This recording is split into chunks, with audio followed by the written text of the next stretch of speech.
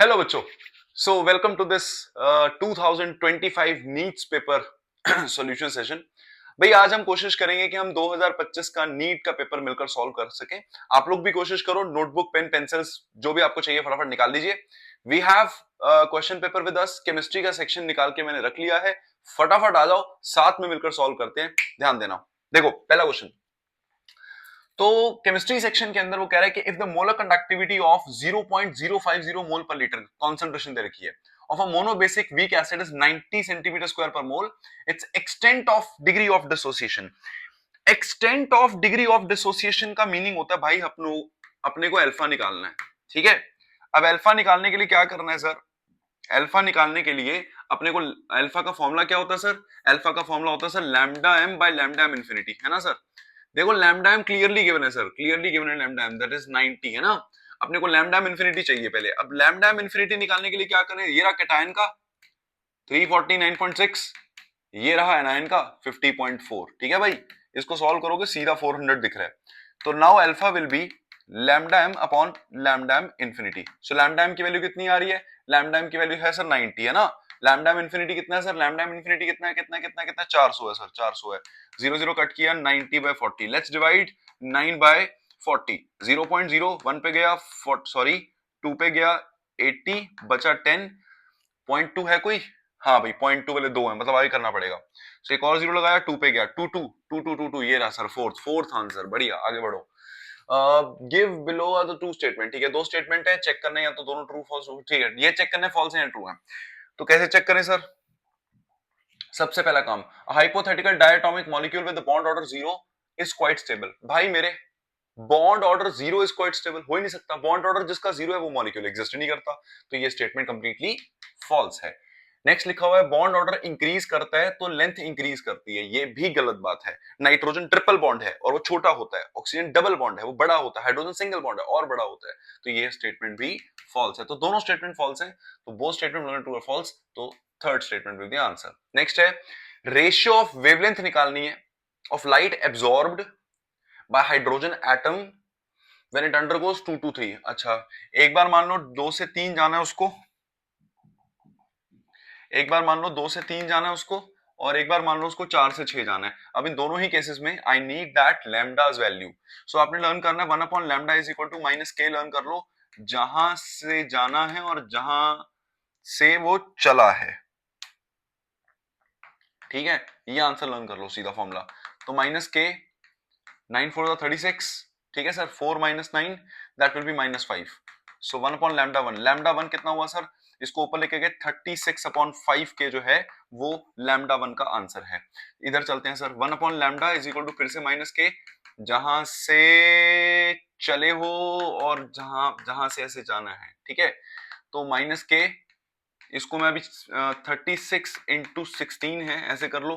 16 minus this minus 20 आ जाएगा। 1 upon lambda 2 ले लो इसको, and let's make lambda 2 like 36 into 16 positive हो चुका है ये, और 20 टाइम्स ऑफ के हो गया सर। ठीक है, लेट्स डिवाइड, एक कलर डिफरेंट कर लो ताकि जल्दी समझ में आ जाएगा। इधर आ जाओ। सो भाई लैम्डा 1 अपॉन लैम्डा 2, देखिए क्या हो रहा है। लैम्डा 1 है सर 36 अपॉन 5 के, लैम्डा 2 कितना है सर? 36 इंटू 16 अपॉन 20 के। हाँ, के से के कैंसिल, 36 से 36 कैंसिल, और 5 से 20 कैंसिल, 4 ऊपर ले गए सर, 4 बाय 16 रह गया, दैट विल बी 1:4। तो अपने पास आंसर आ रहा है 1:4 1:4 1:4, पहले ही आंसर है 1:4। अगला, next next is the correct order of wavelength absorbed of light absorb by the following complexes. बढ़िया बच्चों, जब कॉम्प्लेक्सेस अवेलेबल हो, 4 से 5 कॉम्प्लेक्सेस अवेलेबल हो, और टीचर पूछे किसका लैम्डा ज्यादा रिलीज हो रहा है, किसका लैम्डा कम एब्सॉर्ब हो रहा है, ये अगर लैम्डा वाला केस ध्यान रखे तो एक बात ध्यान रखनी है बच्चों, lambda is always inversely proportional to the strength of the ligand. Strength of the ligand, strength of ligand पे डिपेंड करता है लैम्डा, ये बात ध्यान रखनी है। ठीक है, तो अपने पास कौन कौन है? अपने पास वाटर है, अमोनिया है, साइनाइड है। ठीक है भाई, बढ़िया बात हो गई ये तो साइनाइड, पहले पानी पानी छोड़ दो, दोनों सेम है, इसको बाद में बात कर लेंगे। जब ये दोनों है, अमोनिया और साइनाइड के बारे में बात करनी है, तो cyanide is a good strong ligand. ठीक है, साइनाइड जब बहुत स्ट्रॉन्ग है तो साइनाइड का जो साइनाइड अगर बहुत स्ट्रॉन्ग है तो साइनाइड का जो स्ट्रेंथ होगी, स्ट्रेंथ होगी, यानी कि लैम्डा वैल्यू होगी वो छोटी होगी। तो यानी कि इसकी जो वैल्यू होगी लैम्डा की वो ए से छोटी होगी। पहले इतने को डिस्कस कर लो, किसी ऑप्शन में है बी छोटा ए से, बी छोटा ए से, बी छोटा, अरे बढ़ गई, सोचना ही नहीं, थर्ड पार्ट आंसर खत्म। नेक्स्ट आओ। ये कंपाउंड है, पहले CH3 MgBr एक्सेस में है। देखो CH3 MgBr के मैं क्लास में रिएक्शन हमेशा लर्न कराता हूं। यहां दो रिएक्शन मुझे दिख रहे हैं क्योंकि होते हुए, क्योंकि देखो एक है ये कीटोनिक पार्ट है, ग्रिग्नार्ड और कीटोन हमेशा 3 डिग्री अल्कोहल बना के देते हैं, ये बात याद रखना। और ग्रिग्नार्ड और नाइट्राइल हमेशा कीटोन बना कर देते हैं। तो तुम्हें अगर रिएक्शन करके देखना है तो करके देख लो, नहीं तो तुम चारों ऑप्शंस में से वो ऑप्शन टिक करोगे जहां अल्कोहल भी बन रहा है और कीटोन भी बन रहा है। एक बार करके भी देख लेते हैं, आओ जरा मेरे साथ। कौन कंपाउंड है सर अपने पास? अपने पास ये कंपाउंड है, this is double bond O and this is cyanide. ठीक है, आ जाओ भाई, let's add Grignard reagent. CH3MgBr add करा बेटा मैंने, तो मुझे क्या मिलने वाला जरा ध्यान दीजिएगा। सबसे पहले ग्रिग्नार्ड गया, आपने सिंपल सोचना होता है ये बंदा पूरा पॉजिटिव, ये बंदा नेगेटिव, तो ये नेगेटिव, अगर ये इलेक्ट्रॉन देके गया ऊपर नेगेटिव नीचे पॉजिटिव। सो मैं क्या करूं सर, मैं क्या करूं, मैं सीधा इसको यहां अटैक कर देता हूं। तो मुझे क्या मिला सर, मुझे मिला ऐसे, ऊपर मान लो ऑक्सीजन, नीचे लिख देता हूँ, चलो ऑक्सीजन नीचे लिख दिया ऑक्सीजन। इसको मिल गया, ऑक्सीजन को क्या मिलेगा, ऑक्सीजन को मिलेगा सर MgBr। ठीक है, एडक्ट बनेगा ये। ठीक है, और जो कार्बन था ये मान लो वहीं आकर एक अलग से चेन बना गया अपने पास, क्योंकि इसी के ऊपर जुड़ना है। फाइन, आगे की चेन अपनी जगह पर है। साइनाइड को जब आप ग्रिग्नार्ड प्रोवाइड करते हैं तो दैट लुक्स लाइक दिस यार, MgBr आके जुड़ जाता है। अब दो बातें मेरी लर्न कर लो, ये बंदा जब टूटता है तो ये बंदा अल्कोहल बनता है, ये बंदा जब टूटता है तो ये कीटोन की तरफ जाता है। तो हमें हमें कीटोन और वो वाला ऑप्शन चूज करना है। तो कीटोन और वो वाला ऑप्शन हमें क्लियरली कौन सा पार्ट दिख रहा है सर, हमें क्लियरली थर्ड पार्ट नजर आ रहा है कि ये अल्कोहल भी बना रहा है, कीटोन भी बना रहा है। बढ़िया, फिफ्थ क्वेश्चन पे चलते हैं। 50th question, if the rate constant of reaction is 0.03 per second, how much time does it take for 7.2 mole per litre concentration to get reduced to 9 point, मतलब 7.2 से 9 तक आना है। सबसे पहले अपने को के दे रखा है सर, कितना दे रखा है के, अपने को के दे रखा है सर 0.03 सेकंड्स। ठीक है सर, अपने को टाइम निकालना है। इनिशियल कॉन्सेंट्रेशन दे रखी है कितनी, इनिशियल कॉन्सेंट्रेशन दे रखी है सर अपने को 7.2 और फाइनल कॉन्सेंट्रेशन दे रखी है अपने को 0.9। फटाफट से आ जाओ, तो टी निकालना है 2.303 अपॉन के 0.03 इनटू में log initial, initial is 7.2 upon 0.9, ये सीधा कैंसिल हो रहा है सर 8 पे। ठीक है, 2.303 अपॉन 0.03 इनटू में 2 आगे लाए, लॉग 2 को लिख लिया, 3 आगे लाए सॉरी, लॉग 8 को लिख लिया लॉग 2 की पावर 3। जब 2 की पावर 3 लिखोगे तो आप लोगों को यहाँ पे क्या मिल जाएगा, लॉग 2 मिल जाएगा सर। तो अदर वे अराउंड 2.303 अपॉन में 0.03 इनटू में 3 log 2। अब देखो यार, दो बातें याद रखो। सबसे पहली कंडीशन याद रखो कि हमें क्वेश्चन को देखकर ये ध्यान रखना है कि चारों आंसर बहुत क्लोज कांटेक्ट में है कि नहीं। मेरे को लग रहा है चारों आंसर बहुत ज्यादा क्लोज बाय फिट नहीं कर रहे, तो एक आंसर निकालने के लिए आप log 2 की इतनी बड़ी वैल्यू मत उठाओ, आप सिंपल 0.3 उठा लो। ठीक है सर, तो हमारे पास हो गया 2.303 अपॉन 0.03 इनटू में 0.9, पॉइंट हटाया 100, पॉइंट हटाया 10, तो इसको काटा 3 पे, 0 से 0 गया, 30 हो गया ये। तो 2.303 इंटू 30 करना है, दैट मेक्स इट 3 3 9 0 9 6, डेसिमल 2 पे लग जाएगा, 69.3। खत्म, सेकंड पार्ट आंसर है भाई। क्यों 69 ऑप्शन में कोई है नहीं, तो सेकंड पार्ट जीत गया। आंसर हुआ इसका, आंसर हुआ इसका सेकंड पार्ट। नेक्स्ट आ जाओ सर, नेक्स्ट क्वेश्चन भी अच्छा, नेक्स्ट क्वेश्चन भी क्या है,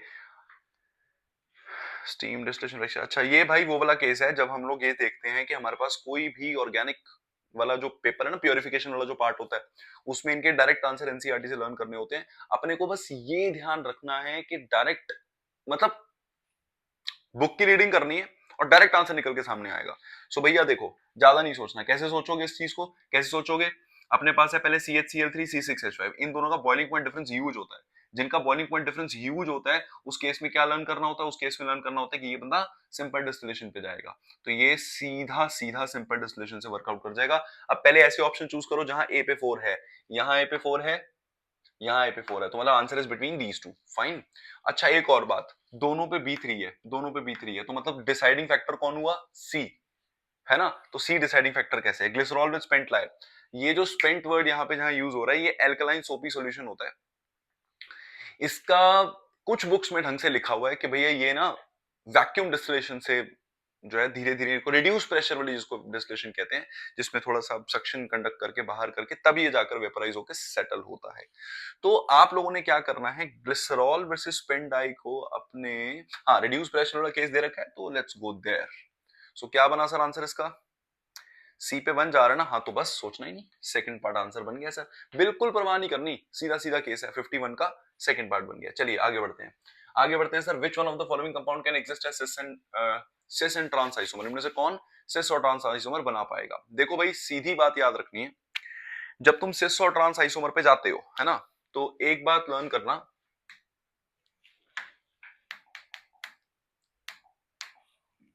देखो इधर आओ, सिस और ट्रांस आइसोमर पे सबसे पहली कंडीशन क्या है? 1,2 dimethyl cyclohexane.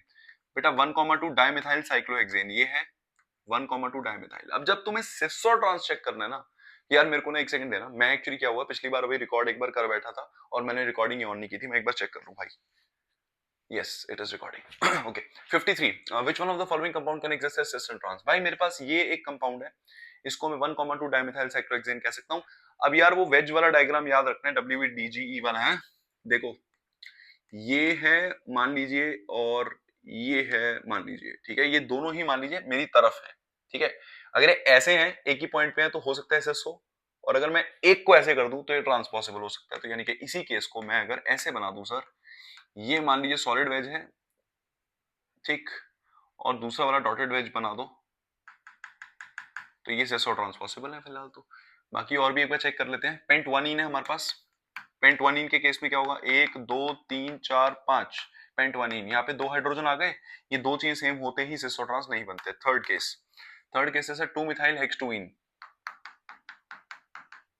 2 methyl 1 2 3 4 5 2 methyl, sorry this should be 2 methyl, 2 methyl hex 2 pen, hex के 2 पेन। भाई मेरे यहाँ 2 इन आ गया, फिर कलेश पड़ गया, इस कार्बन के पास ये दो चीजें सेम हो गई, सेम हो गई, no cis trans. Fourth 1,2 1,1 dimethyl cyclopropane, तो साइक्लोप्रोपेन 1,1 डाइमिथाइल, अच्छा एक ही पे है ना? अबे एक ही पे थोड़ी कोई सिस और ट्रांस बनेंगे, कम से कम ऐसे दो पोजीशन हो ना, तो बस फिर हमारे पास सेटल हो गया answer, first part. Next, among the following choose the correct ones with the equal number of atoms। भाई मेरे इक्वल नंबर ऑफ एटम निकालने हैं, इक्वल नंबर ऑफ एटम निकालने के लिए फॉर्मूला याद रखना पुराना वाला, नंबर ऑफ एटम कहीं भी निकालने हो, नंबर ऑफ एटम कहीं भी निकालने हो, उसका सबसे आसान फॉर्मूला हुआ करता था given mass upon molar mass into में एवोगाड्रो नंबर। और याद रहे इसके साथ मल्टीप्लाई, ये क्योंकि ये टेक्निकली मॉलिक्यूल निकालने का तरीका था, अगर आपको एटम निकालने हैं तो आपको देखना होगा एक मॉलिक्यूल में कितने हैं। तो अगर मैं ए पार्ट पे चलूं तो मेरे पास है 212 ग्राम ऑफ सोडियम कार्बोनेट और मोलर मास दे रखा है 106, तो भाई given mass upon molar mass into में एवोगाड्रो नंबर, इसको छेड़ो ही मत यार, है ना। अब एक चीज चेक कर लो बस, एक मॉलिक्यूल, क्योंकि नंबर ऑफ एटम की बात कर रहा है, एक मॉलिक्यूल सोडियम कार्बोनेट में 2 सोडियम 1 कार्बोनेट, मतलब 3 एटम है, तो मल्टीप्लाई 3 करोगे तो पता चलेगा टोटल एटम कितने हैं। 212 106 एग्जैक्टली कितने पे जा रहा है? 2 पे जा रहा है सर, है ना।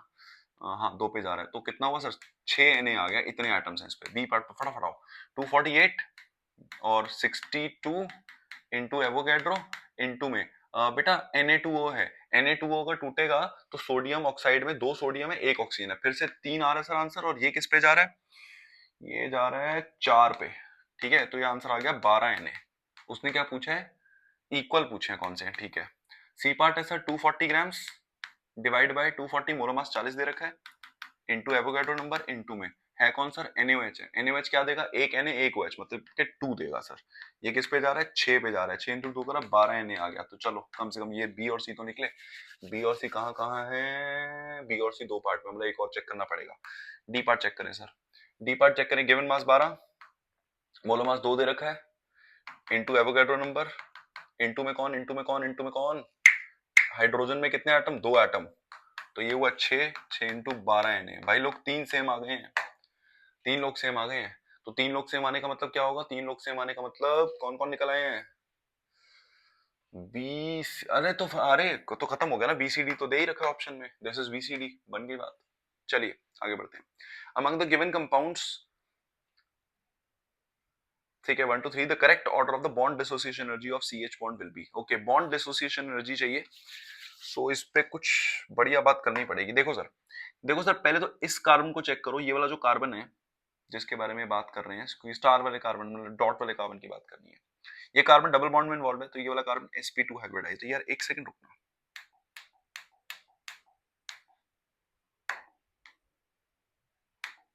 देखो इस कार्बन की बात करनी है और ये वाला कार्बन बच्चों sp2 हाइब्रिडाइज्ड है, ठीक है।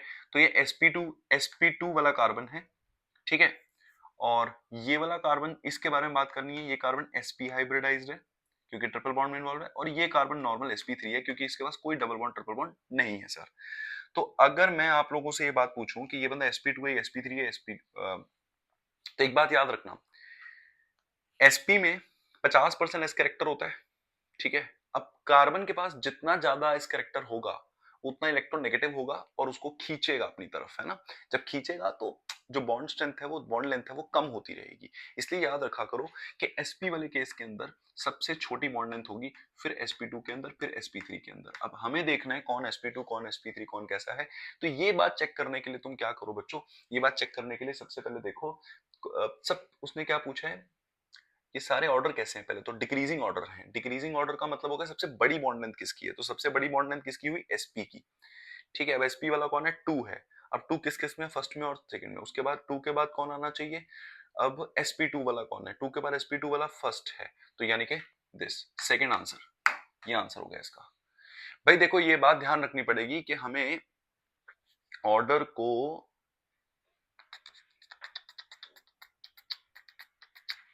ये sp है ना, ये sp3 है sp2 है, एक सीधी सीधी बात एक बार देख लो, देखो ये बंदा sp2 है, ये बंदा sp3 है, ये बंदा sp है, ठीक है।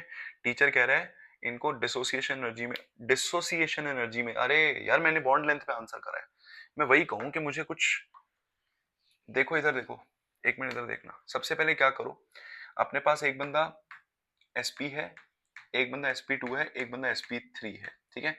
sp3 की बॉन्ड लेंथ सबसे ज्यादा होती है, तो उसको तोड़ना सबसे आसान होगा ना, सबसे इजी होगा तोड़ना। तो सबसे तोड़ना आसान किसको है, जो sp3 है, और सबसे तोड़ना मुश्किल किसको होगा, जो sp है। तो सबसे मुश्किल तोड़ना किसको होगा, जो sp है, इसका मतलब 2 जीतेगा पहले तो, ठीक है। अब जब 2 जीतेगा तो 2 जीतने के बाद sp को तोड़ना, क्योंकि वो बंदा ट्रिपल बॉन्ड हो गया, sp हो गया, तगड़ा इलेक्ट्रोनेगेटिव कैरेक्टर हो गया, इलेक्ट्रॉन को खींच लिया उसने अपनी तरफ, तो इसको तोड़ना मुश्किल हो गया। उसके बाद कौन हुआ सर, इसके बाद आया sp2। sp2 के केस में क्या करोगे, sp3 को तोड़ना बहुत आसान था, तो ये तो लास्ट में जाना चाहिए, है ना, ये लास्ट में जाना चाहिए, फाइन। और उसने बॉन्ड डिसोसिएशन एनर्जी के बारे में बात करी है ना, हाँ तो ठीक है, फिर तो सही साउंड करा रहे हैं हम, फिर तो ठीक है बेटा, फिर तो यही आंसर होना चाहिए। डन डन डन, आगे बढ़ते हैं। नेक्स्ट क्वेश्चन है sir, consider the following compounds. अपने पास कौन कौन है सर, अपने पास KO2 है, अपने पास H2O2 है, और अपने पास H2SO4 है। सब बच्चों को याद रखना है बेटा, KO2 जो है हम जब पढ़ते हैं तो इसके अंदर ये K+1 और O2-1 होता है, गलती से इसको एक्स वाली टेक्निक से नहीं निकालना, तो इसका तो क्लियर है +1 होता है। H2O2 में तो याद ही करना होता है कि ऑक्सीजन की +1 होती है। इसको चेक करोगे तो सल्फर टेट्राहेड्रल होता है। अब टेट्राहेड्रल सल्फर 1 2 3 4 बॉन्ड बनाएगा, मतलब 4 साइड्स होंगी, 1 2 3 4 ऑक्सीजन है, एक डबल हो गया, ऐसा हो गया, तो इसमें 6 बॉन्ड बनाए भाई, तो ये +6 है। तो +1 -1 +6, ज्यादा सोचना ही नहीं है, तो सेकंड पार्ट इसका आंसर हो गया सर। हाँ, हीट ऑफ फॉर्मेशन, मतलब हीट आते ही वर्ड हम कहाँ पहुंच गए हैं, हम पहुंच गए हैं कौन से सेक्शन पे, हम पहुंच गए हैं अब हमारे थर्मोडायनेमिक सेक्शन पे। आ जाओ, मजा आएगा क्वेश्चन करने में। मैं काम करता हूँ, ये क्वेश्चन तो थोड़ा इजी मतलब डायरेक्ट हो गया, तो इसको यहीं से मुझे लग रहा है, क्योंकि इसमें कैलकुलेशन हो सकता है ज्यादा ना हो, तो एक बार यहाँ से स्टार्ट करते हैं, ठीक है। आओ जरा यहीं से करते हैं, जरूरत पड़ेगी तो ये सेक्शन यूज कर लेंगे। चलिए पहले क्या है sir, standard heat of formation in the kilo calorie पर मोल निकालनी है बेरियम+2 की, ठीक है। तो मतलब बेरियम+2 बनाने की कोशिश करनी है हम लोगों को, फाइन। तो अगर बेरियम+2 बनाने की कोशिश करनी है तो शुरुआत कैसी होगी, कि अगर आपके पास बेरियम सॉलिड है, ठीक है, और उसने 2 इलेक्ट्रॉन गेन कर लिए, या अभी सॉलिड वर्ड के बारे में मत सोचो, अभी अभी नॉर्मल चलो, पहले बेरियम है और उसमें से तुमने 2 इलेक्ट्रॉन को रिलीज करवा दिया, तो ये बंदा बेरियम +2 बन गया और 2 इलेक्ट्रॉन रिलीज हो गए। Fine sir, heat of formation निकालनी है, मतलब इसी के बारे में बात करनी है मेरे को, यही मेरा मेन कॉन्सेप्ट है, यही मेरी एंथैल्पी का रिक्वायरमेंट है, यही मुझे निकालना है। फाइन सर, अब गिवन पे आते हैं, standard heat of formation of sulphate. बेटा पहले सल्फेट की फॉर्मेशन दे रखी है, जब सल्फेट की फॉर्मेशन दे रखी है तो बिल्कुल बेसिक आइडिया लेके चलना है सल्फेट कैसे बनेगा। सल्फेट बनाने के लिए तुम लोगों को सल्फर उठाना है, ऑक्सीजन गैस उठानी है और 2 इलेक्ट्रॉन उठाने हैं। अब वहां 4 ऑक्सीजन है तो I am multiplying here bye 2, और इसकी एंथैल्पी मुझे कितनी दे रखी है सर, इसकी एंथैल्पी मुझे दे रखी है -216 दे रखी है। फाइन, उसके बाद and standard enthalpy of crystallisation of BaSO4। भाई लोगों, BaSO4 को क्रिस्टलाइज करना है, बनाना है, सॉलिड फॉर्म बनानी है, इसका मतलब इसको शुरुआत में कैसे करोगे, बेरियम +2 चाहिए तुम्हें कहीं से एक्वस या गैसियस स्टेट कह लो, साथ में सल्फेट डायरेक्ट चाहिए होगा कहीं से गैसियस, ये लोग जब जुड़ेंगे तो क्रिस्टलाइजेशन एंथैल्पी बनेगी। इसका डेल्टा H2 कितना दे रखा है सर, इसका दे रखा है -4.5 किलो कैलोरी पर मोल। उसके बाद sir standard heat of formation of barium sulphate, barium sulphate की स्टैंडर्ड हीट ऑफ फॉर्मेशन है। स्टैंडर्ड हीट ऑफ फॉर्मेशन में नॉर्मल एटम्स उठाते हैं और कुछ नहीं उठाते, ये बनाएगा बेरियम सल्फेट अपने को।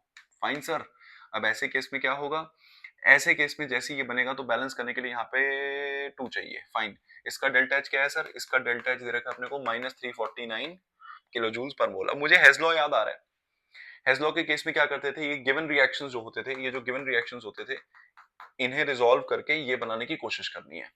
अब मैं कैसे चलता हूँ, सीधा सीधा हेज़लॉ लगाओ, उसका इसका डेल्टा H कैसे निकालेंगे, कौन कौन कहाँ चाहिए सोचते हैं। देखो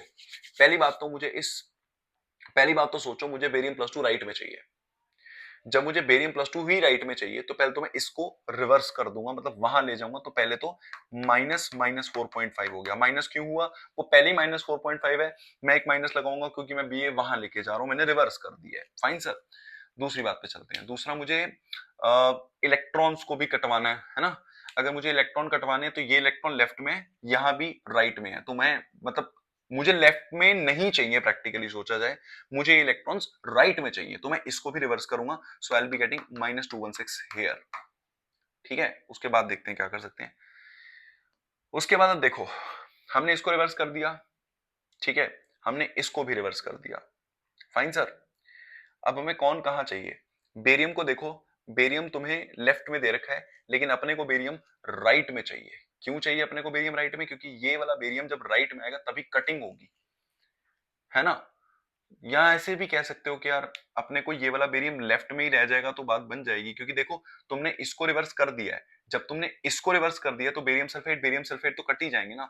एक मिनट रुके, हम इसको 2 मिनट दे दें, मैं एक्चुअली चाह रहा हूँ जल्दी सॉल्व करने की, फिर वही कहानी है, क्योंकि अगर मैं समझाया नहीं तो फिर काम खराब हो जाएगा। तो एक काम करते हैं, इसको एक बार लिख देता हूँ मैं ढंग से, सुनो क्या करो। सबसे पहले तो तुम ये जो बेरियम सल्फेट वाला केस है ना, इसको रिवर्स करो पहले, मतलब बेरियम सल्फेट उठाओ, इसको रिवर्स किया मैंने और मेरे को मिला BA+2 एक्वस, मतलब गैस, और सल्फेट -2 मिल गया। ठीक है, पंगा ही मत लो, और इसकी एंथैल्पी को हम -4.5 कर देंगे, ऐसे कर लो। ठीक है, बेरियम +2 राइट में चाहिए था, राइट में उठा लिया। सल्फर कहाँ चाहिए, सल्फर कहाँ चाहिए, इसको कैसे डिसाइड करोगे, देखो ये सल्फेट है, ठीक है, मुझे लेफ्ट में सल्फेट आएगा तभी कटेगा सल्फेट, क्योंकि फाइनल में सल्फेट नहीं चाहिए, तो मेरे पास अभी राइट में सल्फेट है।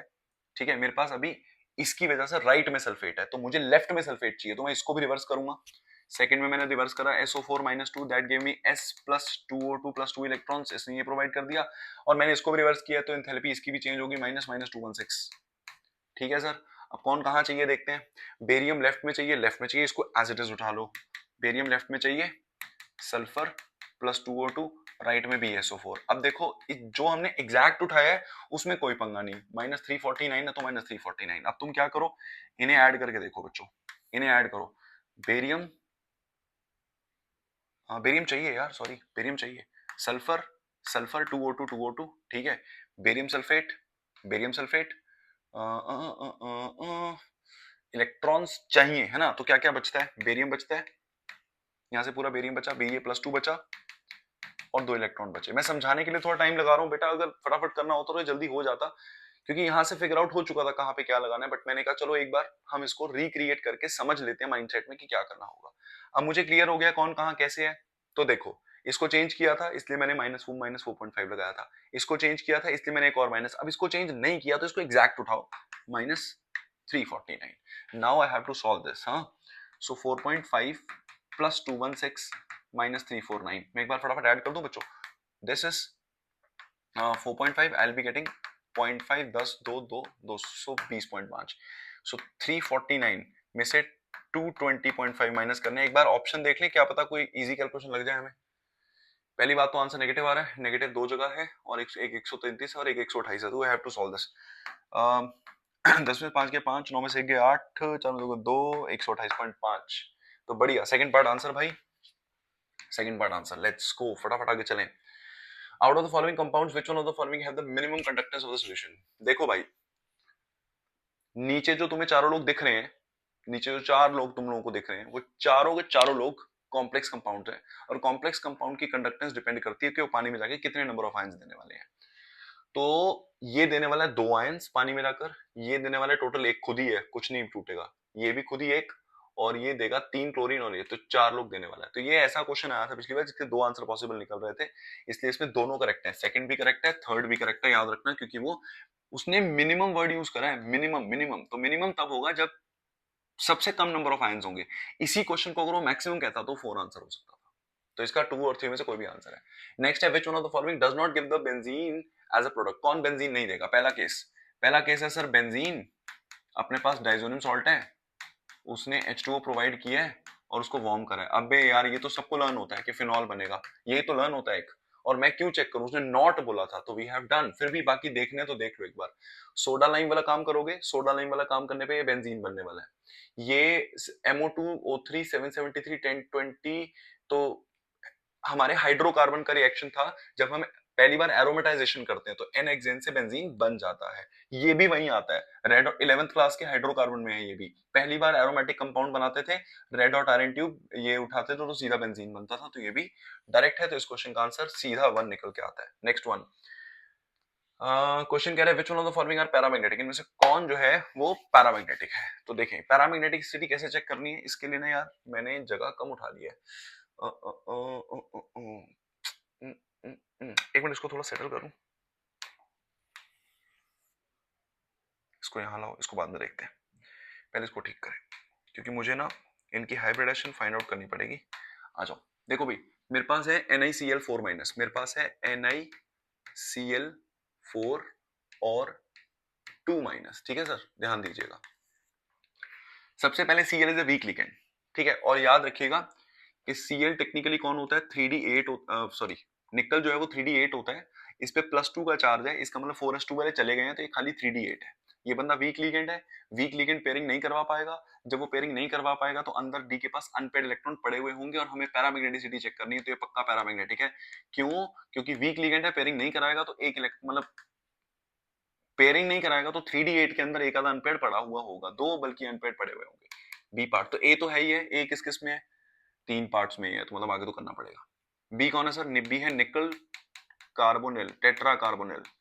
इस केस में क्या होता है, निकल पे कोई चार्ज नहीं है, फिर से 3d8 4s2 ये एग्जैक्ट अपनी जगह पे प्रेजेंट होता है सर।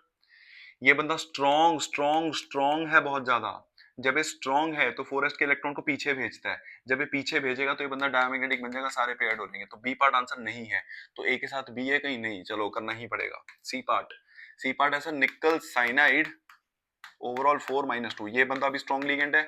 अब स्ट्रॉन्ग लिगेंड निकल पे फिर +2 का चार्ज है, तो मतलब निकल खाली रहेगा 3d8, जब वो 3d8 रहेगा, ये स्ट्रॉन्ग लिगेंड है, ये स्ट्रॉन्ग लिगेंड क्या करेगा, आएगा धक्का मारेगा पीछे, जब धक्का मारेगा तो ये बंदा क्या करेगा, धक्का मार के पीछे शिफ्ट करेगा, तो ये बंदा भी डायामैग्नेटिक क्रिएट करने वाला है। डी पार्ट देखते हैं सर। भाई देखो, मैं फिर बोल रहा हूं, तुम लोग याद रखना, सीधी सीधी कहानी है, जब तक तुम ये नहीं डिसाइड करोगे किसी की क्या माइंडसेट में निकल की कॉन्फ़िगरेशन को जब तक नहीं बनाओगे, तब तक कोई फायदा नहीं होने वाला। देखो, चार पांचों में निकल है, तो तुम्हें दिमाग तो ये चलाना ही पड़ेगा किसी के जाके कि निकल के लिए हमें कॉन्फ़िगरेशन क्या है, 3d8 दिमाग में घूमना चाहिए, ठीक है। डी पार्ट आओ जरा, डी पार्ट आओ, निकल H2O वीक लिगेंड, जब H2O वीक लिगेंड तो निकल पे +2 चार्ज चले गए, तो 3d8, जब ये बंदा वीक लिगेंड है, वीक लिगेंड पेयरिंग नहीं करवा पाएगा, डेफिनेटली पैरामैग्नेटिक। यार यहाँ तक हो जाना चाहिए। कौन कौन है? ए पैरामैग्नेटिक निकला है और डी पैरामैग्नेटिक निकलेगा। ए और डी कहाँ है? ए और डी, ए और डी, ए और डी यहाँ पे है, पर ई भी चेक करना पड़ेगा यार, ई भी चेक, क्योंकि ई भी निकला तो दिक्कत हो जाएगी।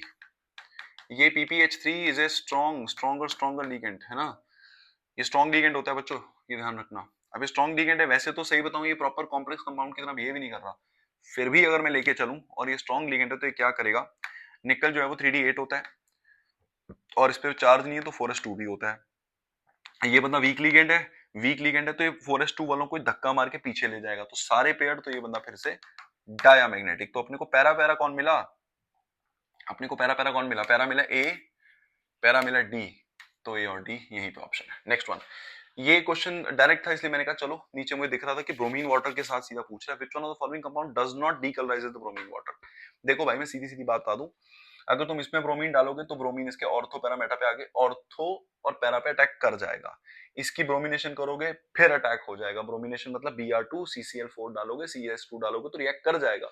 अगर किसी के साथ ब्रोमीन रिएक्ट कर रहा है मतलब ऑरेंज कलर चला गया ना, डीप मतलब ऑरेंज कलर कंज्यूम हो गया ना, ठीक है। तो चौथा हमारे पास कौन है सर, चौथा, अरे इसके पास तो डायरेक्ट डबल बॉन्ड है, Br2 आएगा तो आराम से लग जाएगा, तो डायरेक्ट क्वेश्चन है, इसके पास कोई चांस नहीं है ब्रोमीन डायरेक्ट लगने का, तो वो ब्रोमीन कलर को डीकलराइज, ब्रोमीन को डीकलराइज नहीं कर पाएगा। नेक्स्ट वन, नेक्स्ट वन है सर, हाँ ये यार ये भाई इसके लिए तुम्हें जाना पड़ेगा इनऑर्गेनिक, इनऑर्गेनिक स्ट्रॉन्ग करनी पड़ेगी, तुम तभी इस क्वेश्चन का आंसर कर पाओगे, क्योंकि इस क्वेश्चन में देखो जैसे हेबर्स प्रोसेस है, 15वें ग्रुप के अंदर पढ़ते हैं हेबर प्रोसेस का, आयरन एज ए कैटलिस्ट होता है, तो ये फिक्स है कि ए में तो ये जाना ही जाना है, iron as a catalyst use होता ही होता है। देखिए A11 कहाँ पे है, A1 यहाँ भी है, A1 यहाँ भी है, A1 यहाँ भी है, तो we have to check this now.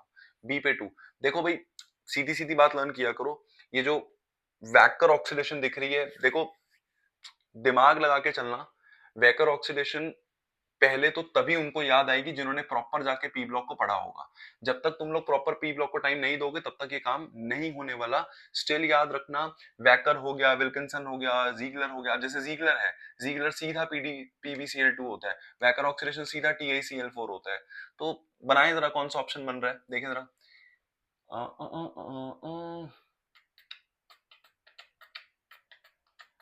एक मिनट रुको, एक सेकंड रुको, क्योंकि वैकर ऑक्सीडेशन ही डायरेक्ट PdCl2 होता है भाई, है ना, और विल्किंसन जो है और जीगलर जो है, जीगलर का तो बेटा जीगलर का ना ये TaCl4 कम ये AlCH3 होल थ्राइस ये ज्यादा यूज होता है, तो ज्यादातर मेरे को भी टीचर्स को भी ये जरूर याद होता है, तो फिर तो यार डायरेक्ट नहीं हो गया, इसका ये बन रहा है, इसका यही है, डी का भी यही है, तो ये डायरेक्ट हो गया ये तो। अब A1 B4 तो ये छोड़ दो, A1 B2 छोड़ दो, A2 B3 हाँ तो हो गया फोर्थ है फिर A1 B2 C3, क्योंकि डायरेक्ट नहीं है, सारे सामने ही आ रहे हैं भाई। ये भी, अरे यार ये same same same same problem भैया, रट्टा मारने वाले केसेस हैं ये, रट्टा मारने वाले केसेस हैं। मैं आपको बता दूं, आपको बहुत सारे केसेस ऐसे पढ़ने पड़ेंगे जिसमें आपको कुछ कुछ चीजें डायरेक्ट लर्न करनी है, जैसे जैसे विटामिन B12, अब वो कह रहे हैं डेफिशिएंसी कौन सी है और विटामिन कौन सा इन्वॉल्व है। अब विटामिन B12 है जो खून की कमी करवाता है सर, ठीक है। विटामिन डी जो है वो रिकेट्स की तरफ लेके जाता है, रिकेट्स कौन होते हैं सर, रिकेट्स होते हैं जब आपकी बोन्स जो हैं वो ओवर ओवर ओवर मतलब सॉफ्ट हो जाती हैं। कई बार मैं बच्चों को क्लास में एग्जांपल देता हूँ कि भाई तुम अपने बाहर से कई बार हो सकता है अपनी बोन्स को तोड़ लो, तो उसकी डेफिशिएंसी के चक्कर में होता है। विटामिन B6 है, B6 कन्वर्जेंस की तरफ लेके जाता है, जिसको हिंदी में दौरे पड़ना कहते हैं, ये वही वाला केस है। तो तीन ऑप्शंस मिल गए हैं, तो इन्हीं पे जरा वर्कआउट कर लेते हैं। देखो ए को मिल रहा है कौन, ए को मिल रहा है 4, ए को मिल रहा है 4, ए को मिल रहा है 4, इन दो केसेस में से आंसर है, मतलब बी को मिल रहा है 3, बी को मिल रहा है 3, बी को मिल रहा है 3, दोनों में बी को 3, तो सी डिसाइडिंग में आ गया, ठीक है। और डी भी डिसाइडिंग में हो सकता है, हमने डी मिल गया है, डी में B6 कन्वर्जेंस पे है, तो डी का आंसर 2 बैठ रहा है, तो third should be the answer यार। देखो ज्यादा बड़ी कॉल नहीं है, मतलब सीधा सीधा लर्न करना है, एनसीईआरटी पे जाना है, एनसीईआरटी पे जाके सीधा आंसर टेबल को लर्न करना है भैया, ठीक है। चलिए आगे बढ़ते हैं सर। नेक्स्ट केस है हमारे पास, if the half life for the first order reaction is 1 minute, then the time required for 99% completion of the reaction is closest to। देखो मैं पूरा क्वेश्चन इसका सॉल्व करके आपको दिखा सकता हूँ कि पहले इनिशियल इतनी थी, फिर फाइनल में 99.9 चली गई, लेकिन मुझे एनसीईआरटी का एक एग्जांपल याद है जहां पे उसने एक बहुत बढ़िया बात बता रखी है, टू प्रूव में लिखी हुई है, और टू प्रूव में लिखी हुई का मतलब जनरलाइज ट्रू है ना। वो लिखता है कि टाइम रिक्वायर्ड फॉर, वो लिखता है कि time required for 99.9% completion is the 10 times of the half life. याद रखना फर्स्ट ऑर्डर के लिए मेरे कहने पे लर्न कर लो यार, बड़ा काम का होता है। मैं तुम प्रूव कर सकते हो पूरा, एनसीईआरटी ने पूरा क्वेश्चन ही प्रूव करा दिया, पर क्यों टाइम दें इसको, आसान है। उसने हाफ लाइफ अपने को दे रखी है 1 मिनट, तो जब हाफ लाइफ 1 मिनट दे रखी है, इसका आंसर सीधा 10 मिनट्स है। तुम 2 प्रूव करके देख लो, पूरा प्रूव करके देख लो, आंसर्स ने सेम आना है, तो इस पे टाइम किल मत करो, क्योंकि मैंने इसके लिए जगह छोड़ी थी, मुझे लगा यार हो सकता है क्वेश्चन लंबा हो, कैलकुलेशन करनी पड़े, बट नहीं यार, एनसीईआरटी का क्वेश्चन है, मुझे याद आ रहा है, उसने सीधा पूछ रखा है 99.9% के लिए 10 टाइम्स ऑफ हाफ लाइफ होता है, सो डायरेक्ट लर्न किया जा सकता है क्वेश्चन। ठीक है, आओ आगे। नेक्स्ट कौन है इसका बल्कि यहाँ पे कर लेते हैं, अगर जरूरत पड़ेगी तो देखते हैं। नेक्स्ट है the correct order of the decreasing basic strength of this. तो कौन कौन है? बेंजीन अमाइन है एक, मतलब इट इज दिस, ठीक है। और कौन है? इथेन अमाइन है। और कौन है? एन मिथाइल एनिलीन है। मैं फर्स्ट से ऑप्शन निकाल रहा हूं, फिर देख लेते हैं चारों सेम है कि नहीं। एन मिथाइल एनिलीन है, एन मिथाइल एनिलीन है। और कौन है लास्ट में? N ethyl ethanamine, N ethyl ethanamine, sorry, मतलब दोनों तरफ दो चेन्स है, मतलब इट्स लाइक दिस, ठीक है। सो इनमें बेसिसिटी एक बार बाकी देख ले, सेम है ना, मतलब सेम, मतलब कंपाउंड तो अलग नहीं है ना। एन इथेनमाइन है, बेंजीनमाइन है, इथेनमाइन है, एन इथाइलमाइन है, एन इथाइल इथेनमाइन है, फिर से इथेनमाइन है। हाँ तो ठीक है, कोई कंपाउंड नया नहीं है भाई, ठीक है। चलो आ जाओ फटाफट। तो पहले तो बेसिक ऑर्डर के अंदर ये दोनों जीत जाते हैं, ये भी जीत जाएगा, ये भी जीत जाएगा, बेंजीन हारेगा पहले इन दोनों से। और यहाँ पे दो दो चेन्स हैं, यहाँ पे सिर्फ एक ही चेन है, तो सबसे बढ़िया तो ये हुआ, मतलब बढ़िया, सबसे बेसिक बढ़िया स्ट्रेंथ तो इसकी हुई, जिसमें एन इथाइल इथेनमाइन है। अब एन इथाइल इथेनमाइन किस किस के पास है? इन दो ऑप्शंस में, कलर चेंज करते हैं। एन इथाइल इथेनमाइन इन दोनों के पास है, तो जब एन इथाइल इथेनमाइन इन दोनों के पास है, तो हम ये तो कंफर्म हो गया ये पहले आएगा, और इसके बाद इसने आना है, तो इथेनमाइन भी दोनों के अंदर है, बढ़िया हो गया। लड़ाई में ये दोनों आ गए, अरे तो इन दोनों में से क्या होगा?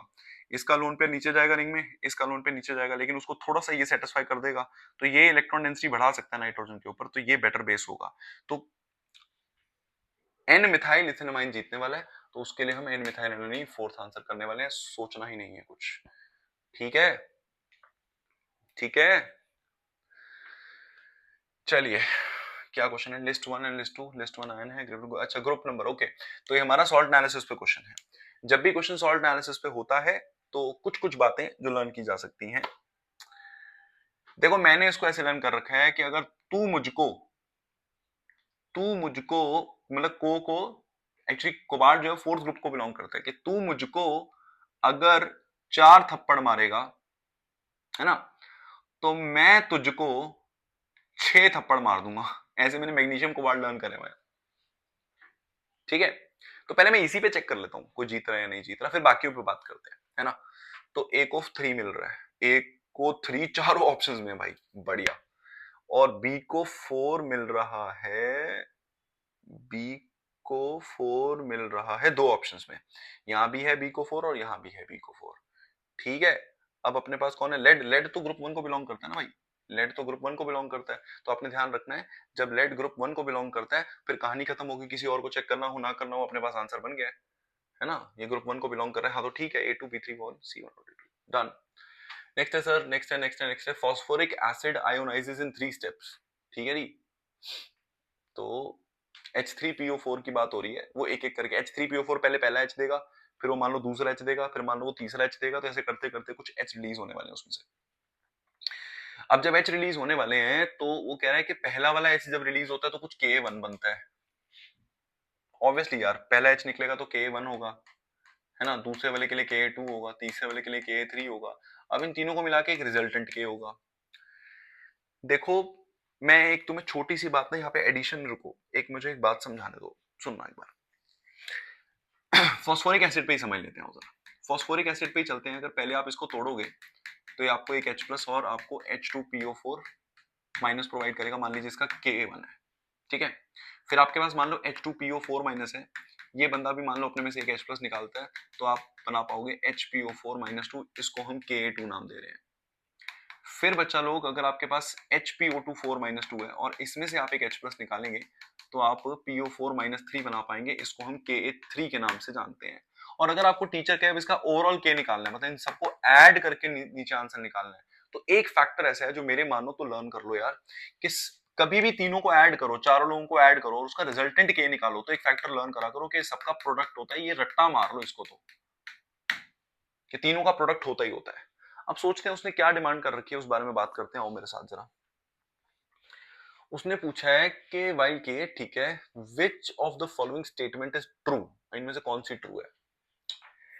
देखो मुझे पहली स्टेटमेंट बिल्कुल अच्छे से ट्रू नजर आ रही है, क्योंकि मेरे को अभी अभी मैंने तुम लोगों से बात करी थी कि जो ओवरऑल के होता है ना, वो KA1 into KA2 into KA3 होता है।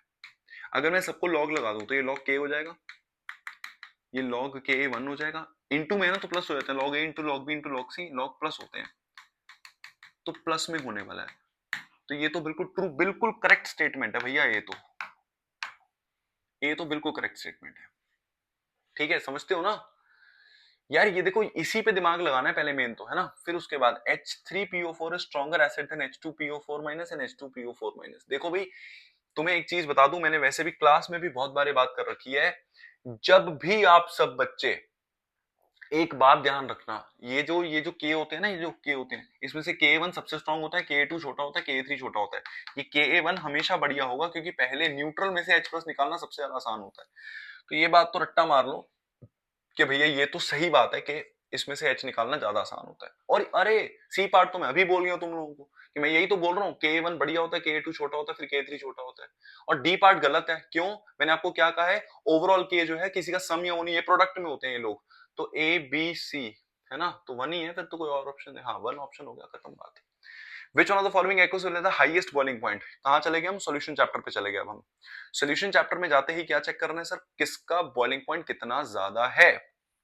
कैसे चेक करें, नंबर ऑफ मोल से चेक हो जाता है सर, वांट ऑफ फैक्टर से। तो एक काम करते हैं सर, मेरी बात सुनो, देखो C6H12O6 है, इसने तो पानी में जाके टूटना है नहीं, टू बी वेरी फ्रैंक, है ना। तो जब ये पानी में जाके टूटने नहीं वाला, तो हम क्या करें, ये कितना, ये 0.015 मोलर ही रहेगा, ठीक है। यूरिया भी नहीं टूटने वाला, ये भी 0.015 मोलर ही रहेगा। KNO3 टूटेगा, ये 0.01 है, तो आगे जाकर KNO3 को अगर मैं चेक करूं तो KNO3 0.02 अंदर आयंस प्रोवाइड कर देगा। एक मिनट रुकना जरा बच्चों, ये 0.02 आयंस, 0.02 आयंस प्रोवाइड कर देगा, है ना। ये अच्छा, इसकी कहानी क्या है, सोडियम सल्फेट जो है वो 3 आयंस प्रोवाइड करेगा पानी के अंदर जाकर, 2 सोडियम 1 सल्फेट। तो अगर ये 0.01 है तो आगे जाकर ये हमें कितने 0.03 प्रोवाइड कर सकता है। अब हाईएस्ट बॉइलिंग पॉइंट तब आता है जिसके सबसे ज्यादा अंदर number of moles, colligative property है, जितनी ज्यादा क्वांटिटी उतनी ज्यादा कॉलिगेटिव प्रॉपर्टी। तो ये 0.15 है, 0.015 है, और ये 0.03 है। हाँ तो ये जीत गया ना गेम को, हाँ तो ठीक है, फोर्थ आंसर हो गया अपना। ठीक है, नेक्स्ट वन देखें क्या है, which of the following statement are true. True statement कौन सी है, देखें जरा। ट्रू स्टेटमेंट है sir, unlike gallium that is very high melting point, CS has a very low melting point. देखो ये है थोड़ा सा कलेशी टॉपिक है ये, इसमें ये स्टेटमेंट इतनी ट्रू है नहीं। गैलियम का जो मेल्टिंग पॉइंट आता है इसके ग्रुप में वो बहुत ऑड आता है, ठीक है। और CS जो है वो कंपैरेटिवली बहुत क्लोजर है, तो वेरी लो वर्ड यूज नहीं करना चाहिए, ठीक है। पॉलिंग स्केल पर इलेक्ट्रोनेगेटिविटी ऑफ वैल्यूज N और Cl की सेम नहीं होती भैया, वो कह रहे हैं नॉट से, मतलब सॉरी, पॉलिंग मोलिकन स्केल में सेम होती है, N और Cl में they can be nearly equal to each other. और मुझे लगता है अगला दे रखा है argon, potassium, chlorine, calcium, sulphur, all isoelectronic. एक बार चेक करो सब 18 वाले हैं कि नहीं। आर्गन 18, ये 19 होता है, 18 हो गया, ये 17 होता है, 18 हो गया, ये 18 होता है, 20 हो गया, 16। हाँ तो ये तो स्टेटमेंट तो कंप्लीटली ट्रू है, इस पे तो कोई क्वेश्चन ही नहीं उठा सकता। नेक्स्ट है sir ji, correct the correct order of the first ionisation therapy of the sodium aluminium, sodium magnesium aluminium silicon. तो एक बार देखना जरा, 11, 12, 13 और 14 देखा जाए तो ऐसे साइज घटता है ना, है ना। जब साइज घटता है तो सिलिकॉन की जो वैल्यू है वो आयनेशन थेरेपी में ज्यादा हो सकती है ना। लेकिन फिर वही है, इसके अंदर दो दिक्कतें आती हैं, इसके अंदर डायगोनल रिलेशनशिप के चक्कर में इसकी वैल्यू थोड़ी सी पीछे चली जाती है ना। तो ये जनरलाइज ऑर्डर नहीं है भाई, जनरलाइज ऑर्डर में पंगे आते हैं, क्योंकि प्रॉब्लम कहाँ आने वाली है बच्चों, देखो फिर वही क्लेश है। जो एल्यूमिनियम है ना, ये P3 ग्रुप का है, P3 ग्रुप वाले के अंदर बाकियों से वैल्यू बढ़ जाती है ना यार। अब ये एल्यूमिनियम की outer most configuration P3 group वाली है, तो P3 वाले ग्रुप की आयनेशन थेरेपी बाकी इस Mg वाले से ज्यादा हो जाती है, तो जनरलाइज ऑर्डर नहीं होगा, तो ये स्टेटमेंट ट्रू नहीं है। नेक्स्ट दे रखा है CS is great, atomic radius of CS is greater than lithium, तो देखना जरा, ह ली ना करे रब से फरियाद, तो किस किस से लिथियम और अरे अरे अरे, इस पे तो क्वेश्चन ही नहीं है, नीचे आते आते नंबर ऑफ शेल्स बढ़ते हैं तो ये तो बढ़ेगा ही बढ़ेगा, तो ये स्टेटमेंट भी ट्रू है, तो सी और ई, तो इस पे टाइम मत वेस्ट करना, सी और ई डायरेक्ट आंसर है। Next 72, benzene diazonium salt is prepared by the, अच्छा करना क्या है, given below two statements, correct correct, अच्छा रीजन नहीं करेक्ट बताना सिर्फ, ठीक है। तो benzene diazonium salt is prepared by the reaction of aniline with the nitrous acid, तो मतलब सैंडमेयर रिएक्शन की बात हो रही है कि आप डाइजोनियम सॉल्ट आराम से बना पाएंगे sir, fine. It decomposes easily in the dry state, ये इजीली ड्राई स्टेट में डिकम्पोज करता है, ये बिल्कुल सही बात है। थोड़ा बहुत भी कहीं से ट्रेसेस मिल जाते हैं तो बहुत बढ़िया भी स्टेट नहीं चाहिए, तब भी ये डिकम्पोज होकर अपने आप को बेंजीन बना देता है, तो ये स्टेटमेंट कंप्लीटली ट्रू है सर, ठीक है सर जी। अगला है जी, insertion of iodine in the benzene ring is difficult, बिल्कुल सही बात है, इतना इजी नहीं है, hence iodobenzene is prepared, ठीक है, through the reaction of benzene diazonium salt with the K, बिल्कुल ठीक है, बिल्कुल ठीक है। डाइजोनियम सॉल्ट बनाकर, आप डाइजोनियम सॉल्ट बनाकर उसमें के आई डालकर तब जाकर कहीं आयोडीन लगवा पाते हैं, आयोडीन लगवाना आसान नहीं है, तो बोथ स्टेटमेंट आर करेक्ट है, वन इनकरेक्ट,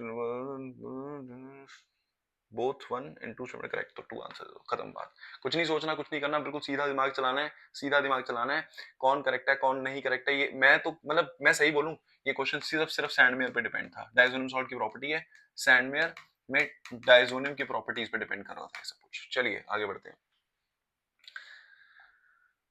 नेक्स्ट क्या कह रहा है सर, देखें given below are two statement benzene, एक सेकंड मैंने ये रिपीट कर दिया question, so we have done that question, ये रिपीट हो गया, यहाँ पे छोड़ दो, अभी पीछे करा है हम लोगों ने इसको। Given below are the two statements, ठीक, क्या कह रहा है sir, one is labelled as assertion, other is labelled as reason, ठीक है, ये कंपाउंड है सर और ये कंपाउंड है सर, चलिए हेल्प करो मेरी, इनमें से कौन जीतेगा गेम को, मतलब वो कह रहा है SN2 रिएक्शन ये जल्दी करेगा, ऑब्वियसली ये बंदा बेटर लिविंग ग्रुप है तो जल्दी करता है, हमें पता ही है। नेक्स्ट है iodine is a better leaving group because of the large, अरे बढ़िया, ये तो दोनों स्टेटमेंट क्लियर है और नीचे वाला रीजन भी करेक्ट है, क्योंकि यही मैंने आपको फर्स्ट पार्ट समझाते हुए बोला ही यही है कि बंदा बेटर लिविंग ग्रुप है तो बाहर निकल जाता है, तो कहानी सेटल हो गई, क्या सेटल हो गई सुनो, कौन जीत गया गेम को, गेम को जीत गया ये, असर्शन करेक्ट है, मतलब सही लिखा हुआ है और रीजन भी बिल्कुल करेक्ट है, तो A true B false both A and R true R is correct, हाँ करेक्ट एक्सप्लेनेशन, बढ़िया बढ़िया बढ़िया, करेक्ट एक्सप्लेनेशन,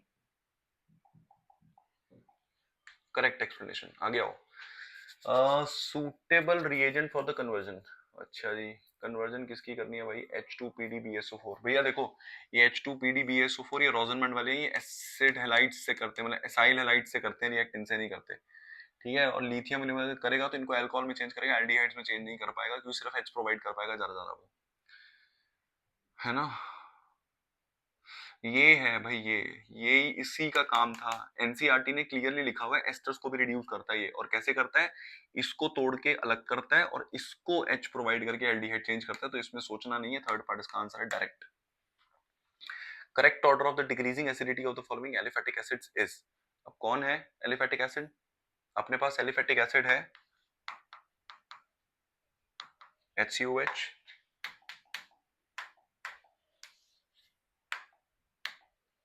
अपने पास कौन कौन है, HCOH है, अपने पास 3 बार CH3 इसके पास और COH है, 2 बार है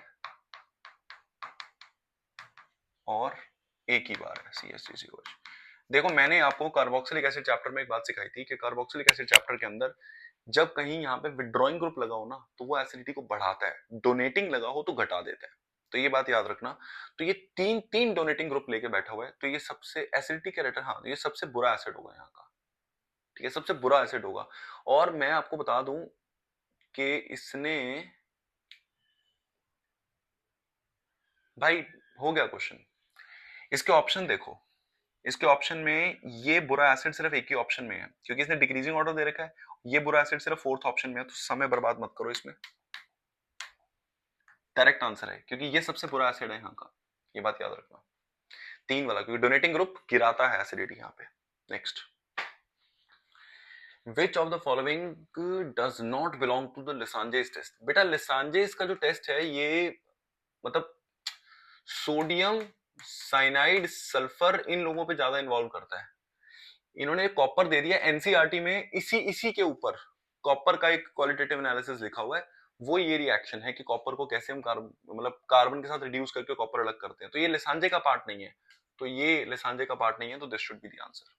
फाइन सर, आगे बढ़ते हैं। How many products are expected from the monochlorination of the following compound. बढ़िया बढ़िया बढ़िया, मजा आएगा। करते हैं आप, कितने मोनोक्लोरिनेशन प्रोडक्ट पॉसिबल है।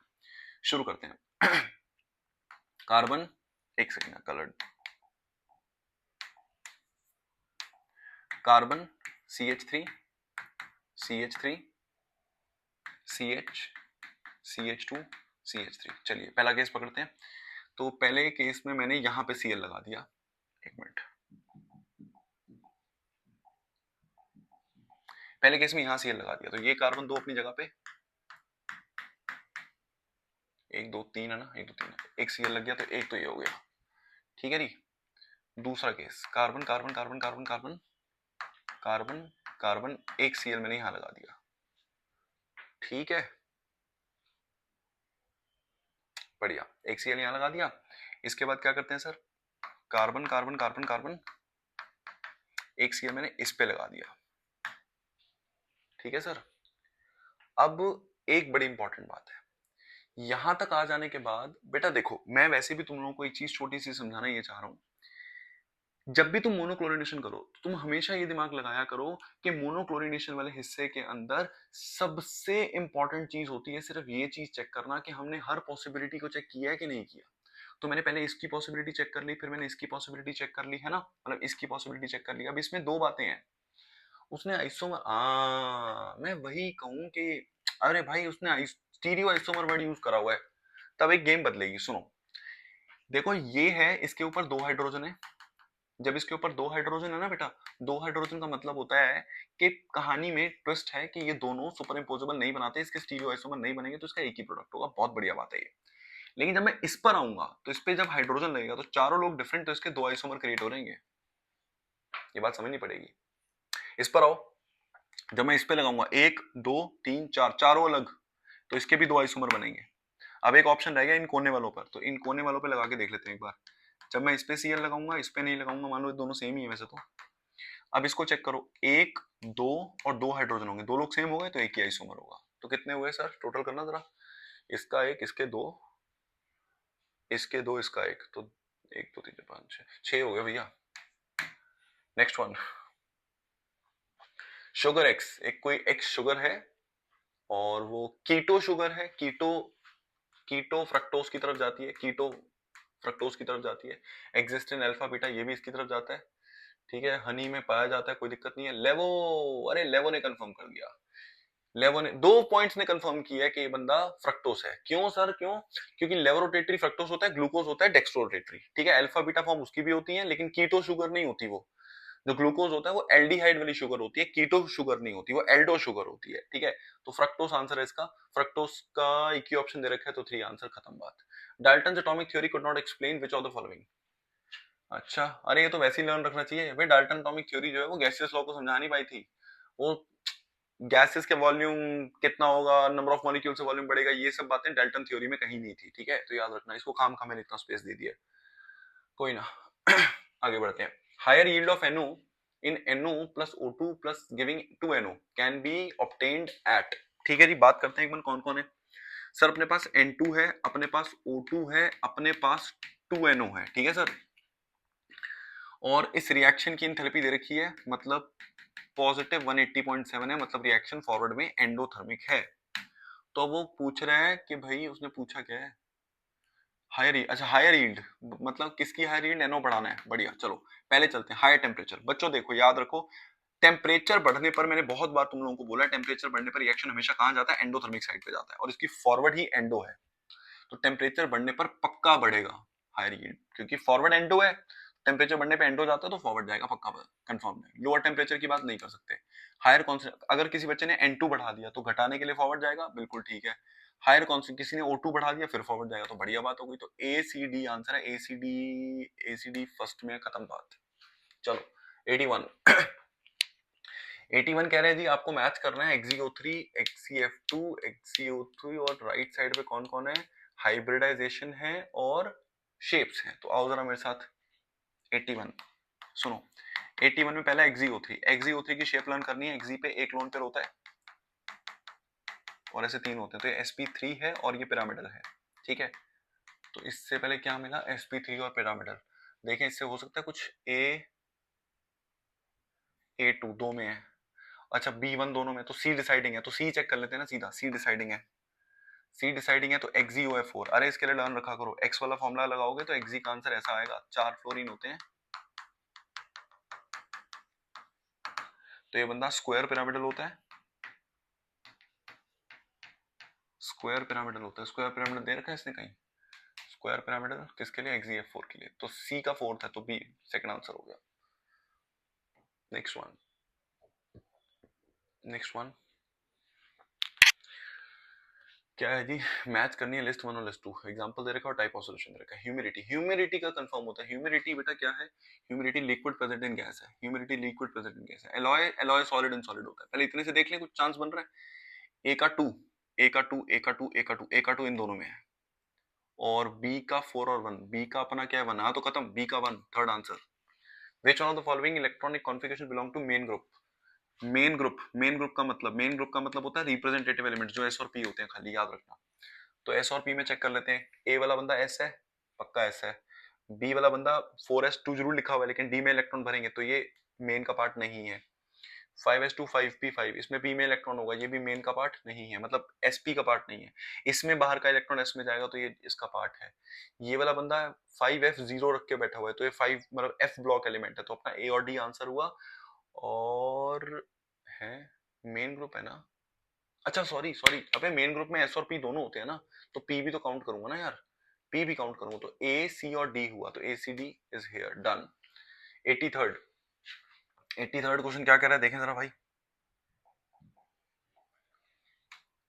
83rd क्वेश्चन ये कह रहा है, sir energy radius of the first Bohr orbit of helium, energy और रेडियस, हाँ फर्स्ट बोहर ऑर्बिट निकालना है, आर इतना। तो मेरे को एक बात बताओ पहले तो, joule joule joule picometre, done. तो एक काम करो बच्चों, सबसे पहले तो ईएन का फॉर्मूला मैं यहाँ पे लिख देता हूँ, माइनस में जूल में चाहिए ना, तो माइनस में 2.18 इंटू 10 की पावर माइनस 18 अपॉन में n स्क्वायर होता है, फॉर्मूला याद रखो। और ये बंदा हीलियम के लिए बात कर रहा है तो साथ में z स्क्वायर लगाना है, ठीक है। और रेडियस ऑफ nth ऑर्बिट का formula 52.9 into n square picometre होता है। मैंने फॉर्मूले लिख दिए, सॉल्यूशन करते हैं, आओ जरा।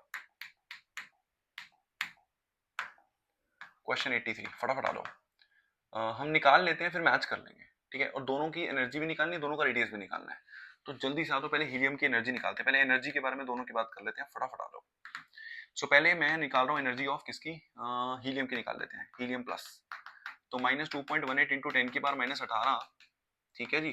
अपॉन में क्या करें, अपॉन में क्या करें, अपॉन में क्या करें, अपॉन में क्या करें, हीलियम की बात हो रही है, हीलियम के लिए अच्छा कौन सा ऑर्बिट, फर्स्ट ऑर्बिट, तो 1। हीलियम का atomic,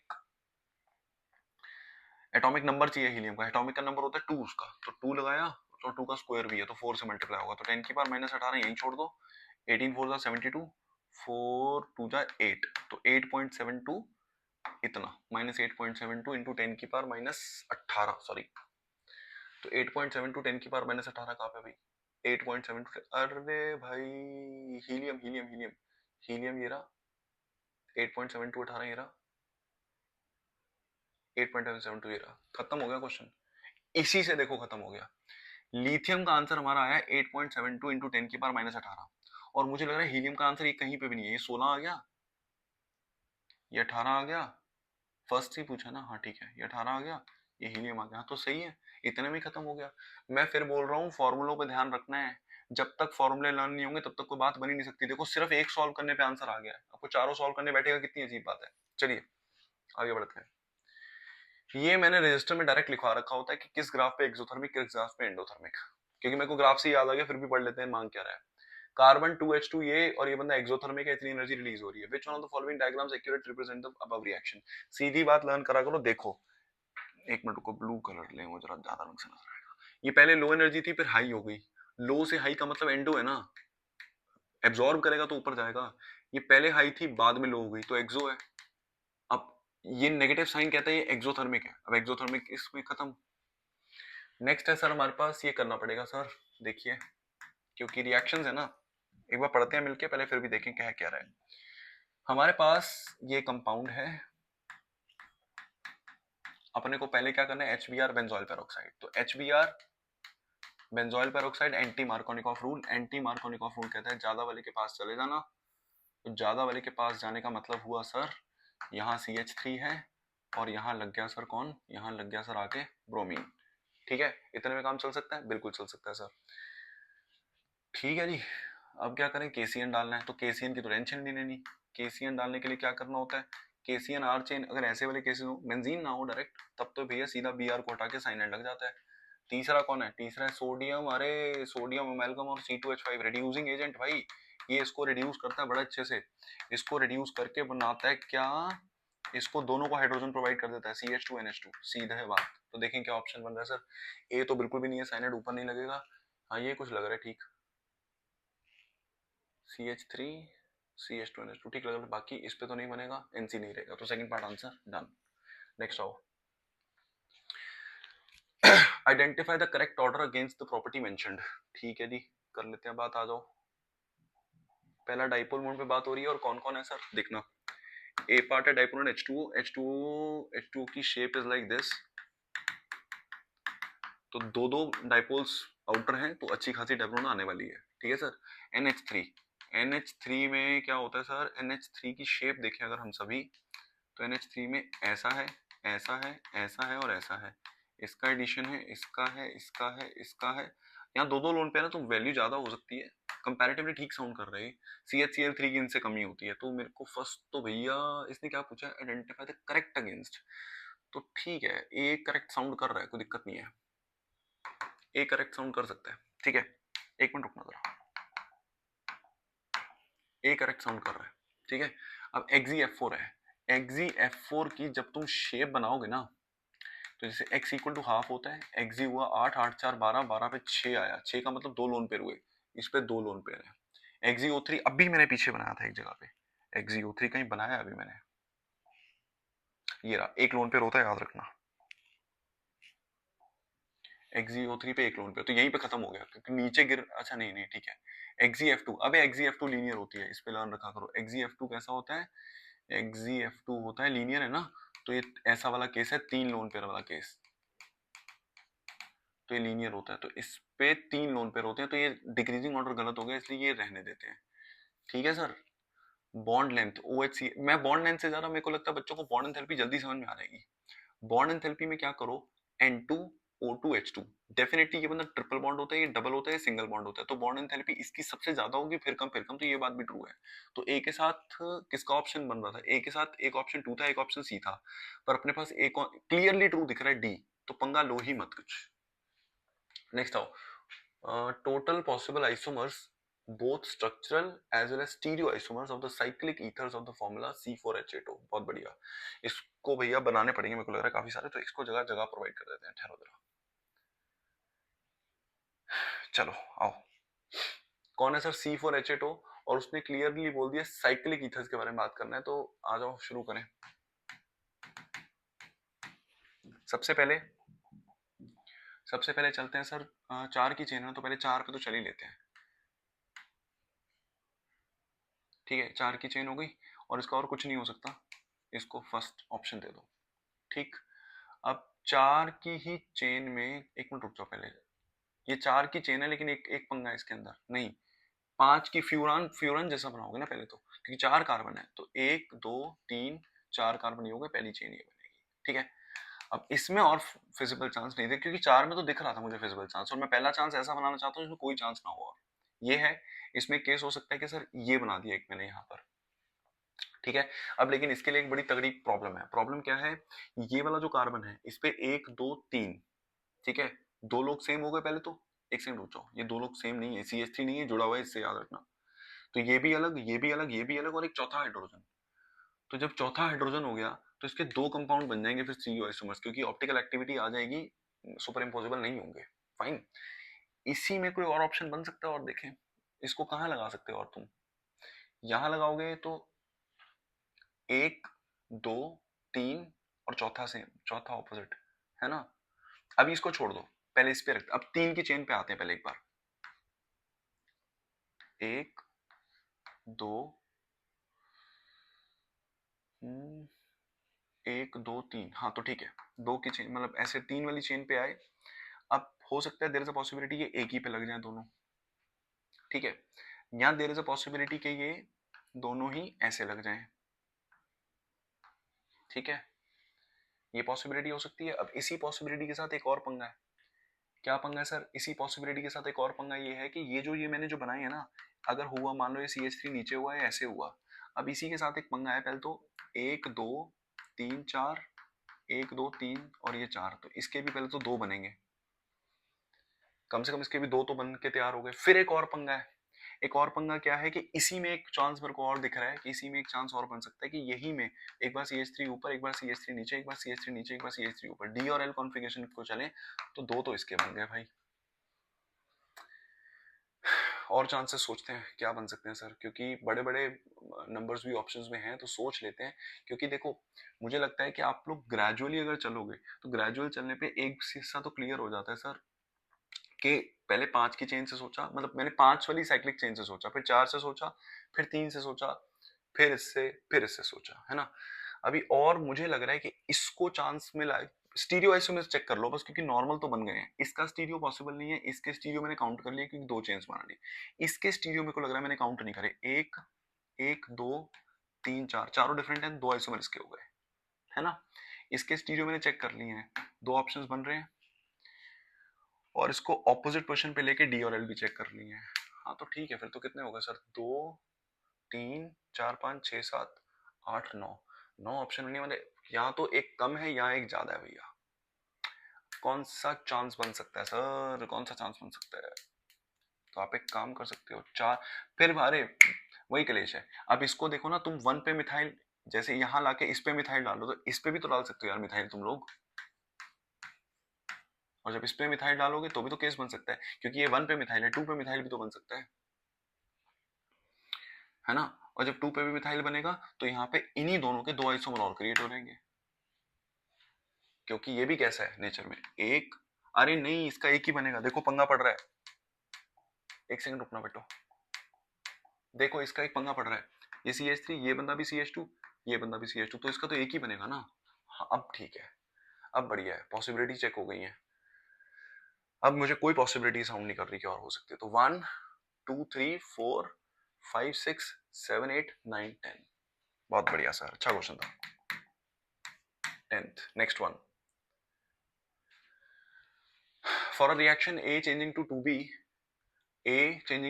the backward reaction rate constant is higher than the forward rate constant by a factor of this. अच्छा, हायर और बैकवर्ड की बात कर रहे हैं तो पहले तो लर्न कर लो ना, ये जो K होता है, मतलब जो KC होता है प्रैक्टिकली, वो KC जो है वो ऊपर होता है KF अपॉन KB होता है।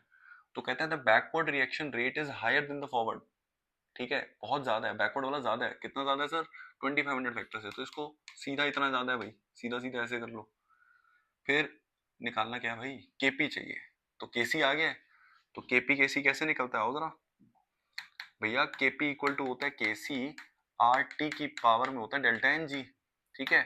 अब केपी की वैल्यू कितनी है, केपी की वैल्यू निकालनी है, सॉरी, केसी की वैल्यू सर 1/2500, आर उसने दे रखा है 0.0831, टेम्परेचर दे रखा है sir 1000 kelvin, delta n g होता है राइट के मोल्स माइनस लेफ्ट के मोल, 2 - 1 1 हो गया, तो बढ़िया सर, सॉल्व भी तो करना है, क्या रहेगा 1/2500 इंटू में 1000 से मल्टीप्लाई कर दो, 1 2 3, तो 83.1, ठीक है जी, पॉइंट हटाया 10 लगा दिया, सो 831 डिवाइड बाय 25,000, ये आंसर है सर। तो आंसर करना पड़ेगा, है ना।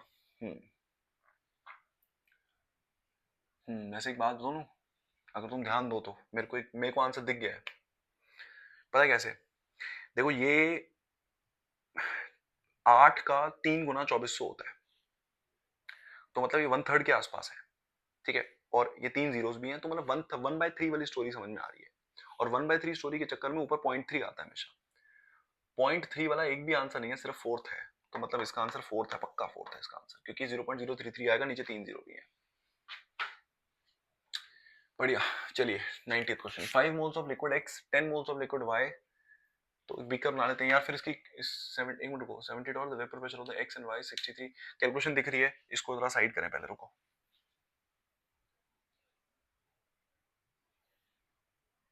इस पर कैलकुलेशन करते हैं अच्छे से। आओ, तो 5 मोल x के 10 मोल्स y के। भाई मेरे इस बीकर में 5 मोल x के और 10 मोल y के, ठीक है।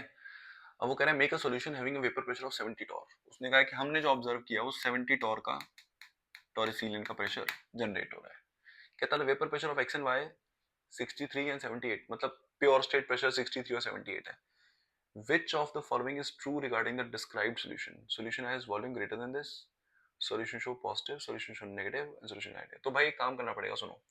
जब वो हमें 70 टॉर्क खुद दे रहा है तो ये ऑब्जर्व्ड वैल्यू है, हमें एक बार कैलकुलेटेड वैल्यू निकालनी पड़ेगी। बच्चा पीटी का जो फॉर्मूला होता है वो होता है काई ए उसके साथ पी ए प्लस में काई बी साथ में पी बी। बच्चों काई ए और अरे यार एक्स और वाई ले लेते हैं, रुको कंफ्यूजन बढ़ेगी नहीं तो। रुको, chi of x p of x, chi of y p of y. अब काई ऑफ एक्स, एक्स के मोल्स कितने हैं 5, नीचे टोटल 15, इसका एक्स का प्रेशर 63। चलिए काई ऑफ वाई, वाई के मोल 10, मोल फ्रैक्शन है नीचे टोटल 15, पी ऑफ वाई 78। चलिए कोशिश करते हैं कितना हो सकता है। ये हुआ 1/3, ये हो गया सर 2/3, ठीक है।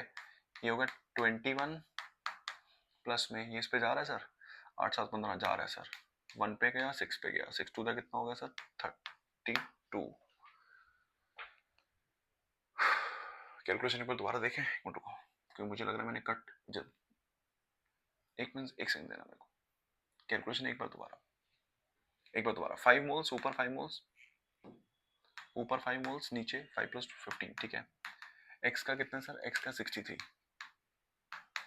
अलग अलग ब्रैकेट डालो ताकि कैलकुलेशन, मुझे लगा कि नहीं, मुझे लग रहा था मैंने इसको किसी उससे काट दिया। फिर उसकी मोल फ्रैक्शन में ऊपर 10 मोल्स नीचे 15 मोल्स मल्टीप्लाइड बाय क्या आएगा सर, मल्टीप्लाइड बाय इसका प्रेशर है 78। चलिए अब सॉल्व करते हैं आराम से। दिस इज 1/3, दिस इज 21, बिल्कुल सही है, ठीक है। दिस इज 2, दिस इज 3, यहाँ तक ठीक है। और इसको सॉल्व करें तो 3 2 जा और 6 जा, बिल्कुल ठीक है। तो 26 इंटू 2 कितना हुआ सर 52, है ना। 21 52 2 3 3 73 टॉरिसिलिन आ रहा है। अब देखो कितनी अजीब बात है, क्यों अजीब बोल रहा हूं मैं। उन्होंने एक्सपेक्ट किया 70 टॉर, हमने निकाला 73 आना चाहिए कैलकुलेशन वाइज, लेकिन कम आ रहा है। अब जब कम प्रेशर आता है, कंपैरेटिवली कम आता है, तो ये नेगेटिव डेविएशन को शो करता है, इसलिए इस बारे में कुछ नहीं सोचना। दिस इज क्लियरली 73, मतलब ये नेगेटिव डेविएशन, थर्ड, खत्म। ये था बच्चों 2025 का पेपर। अब कुछ दिनों में मिलेंगे, 2024 का पेपर मिलकर सॉल्व करेंगे। फटाफट एक बार दोबारा राउंड लगा लो इसका, जो जो आंसर्स आप लोगों ने लिखे हैं, अगर खुद भी लिख रहे हो, खुद भी समझ रहे हो, तो करते करते फटाफट इसको फिनिश करो। थैंक यू फॉर वॉचिंग बच्चों, अगले पेपर में मिलते हैं 2024 के पेपर में। बाय बच्चों।